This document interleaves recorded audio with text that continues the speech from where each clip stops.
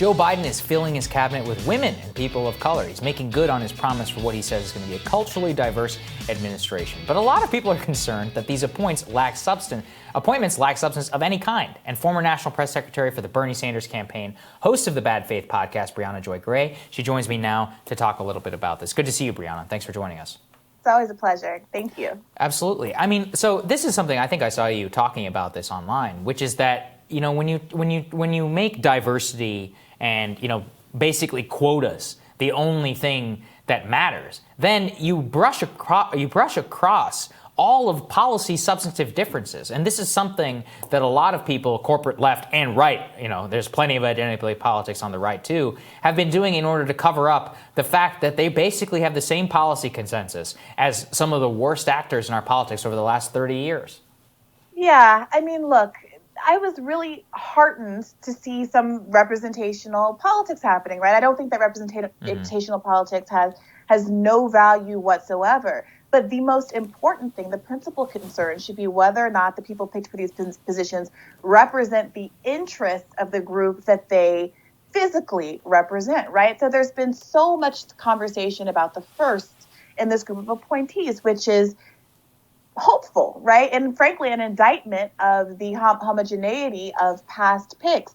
But that doesn't cure some really substantive defects here. So, for example, you know, there was a lot of conversation in the context of Neera Tanden's own statement being chosen for director of O&B about the fact that her mother was able to rely on food or some social support services, Section 8 housing when she was a youth.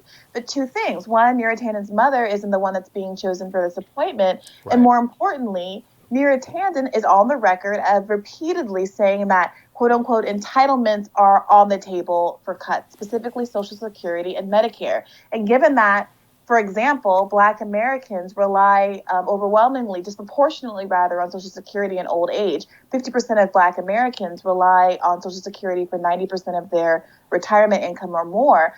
It's a little hypocritical to be speaking in that way and representing yourself as in the best interest of people of color when, in fact, your stated policy positions are to the contrary. Yeah, and I think that's the part that drives me crazy about it. And look, like I've said this, I'm like, you know, like I'm Indian, like and everyone's like, oh, you should be so heartened about Kamala Harris on the ticket. And I'm like, okay, like, yeah, it's great to see, you know, prominent Indians or whatever in politics, or take Nikki Haley, Bobby Jindal, for example. But like, that's not everything, right? I mean, if you're out there trying to cut Social Security and he's trying to, like, you know, Bobby Jindal, one of the most libertarian people, you know, in American politics, I oppose all of that. And I think it's going to dramatically help, you know, hurt poor Black people in Louisiana, poor white people as well, anybody who is poor. Same in South Carolina. And this is something which gets covered up consistently. I mean, I think in the defense space is where it's been most galling. I've been trying to talk about this a lot here on the show, which is that all three of the picks for Biden's national security or defense secretary,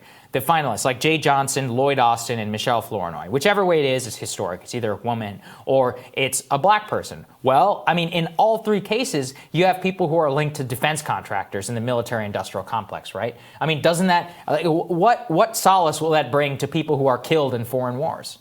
Yeah, it is literally a meme that is widely enjoyed by the left, that we don't need, you know, more female drone pilots, right. Or, you know, there's, you know, the cartoon of the people pointing to the sky about to be bombed saying, I'm so proud that a woman is going to drop this bomb on me, right?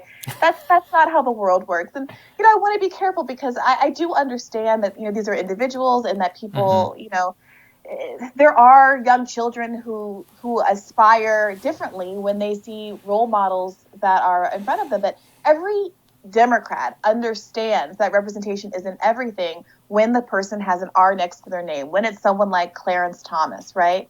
Or Candace Owens. But for some reason, there's a great deal of myopia when it comes to people on, you know, quote unquote, our side of the aisle.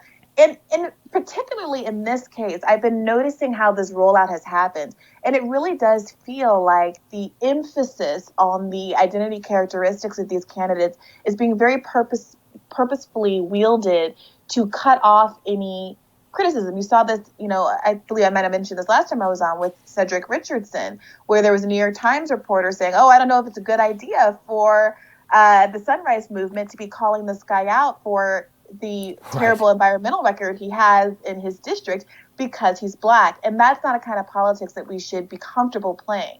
Yeah, I think I completely agree with that. And you actually see the Congressional Black Caucus. I mean, they did that against Jamal Bowman, I believe. Like went against him even for Ellie Engel. Right. It's just completely contradictory. And something I think I saw you say was that it's particularly insulting because it's not as if there are all people of color who are qualified who don't also hold these bad politics, right? I mean, there are plenty of people you can choose from. They just don't want to.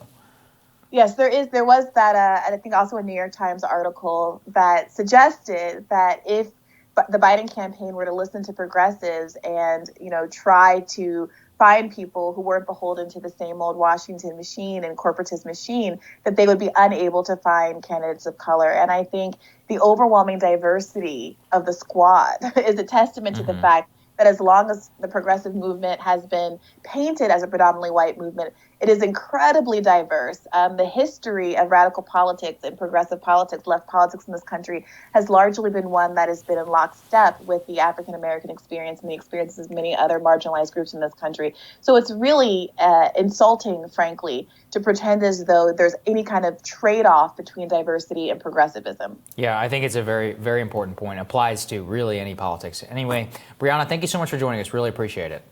Thank you. Next on Rising, Brian Grodowski is author of They're Not Listening, How the Elites Created the National Populist Revolution. He's going to join me to talk about the Georgia Senate runoffs.